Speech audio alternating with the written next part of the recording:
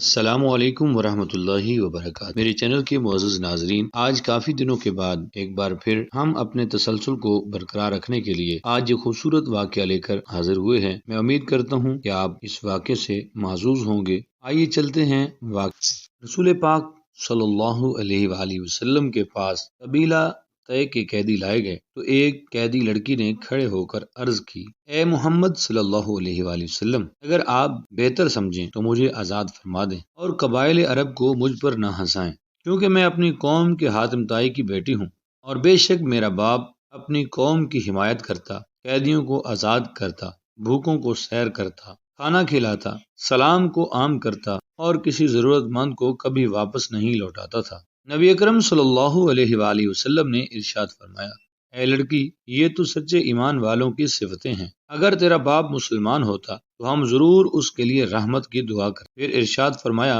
اس لڑکی کو آزاد کر دو، کیونکہ اس کا باپ اچھے اخلاق کو پسند کرتا تھا، اور اللہ کریم بھی اچھے اخلاق کو پسند فرماتا ہے۔ اس ذات کی قسم جس کے قبضہ قدرت میں میری جان ہے، جنت میں صرف اچھے اخلاق والا ہی داخل ہوگا۔ میرے چینل کے معزز ناظرین، یہ مختصر مگر جامع بات اگر آپ کو اچھی لگے تو آپ اس کو شیئر ضرور کیجیے گا، لائک کا بٹن دبا دیجیے گا، اور کمنٹس میں اپنی قیمتی رائے کا اظہار بھی ضرور کیجیے گا۔ اجازت دیجیے اگلی ویڈیو تک، اللہ حافظ۔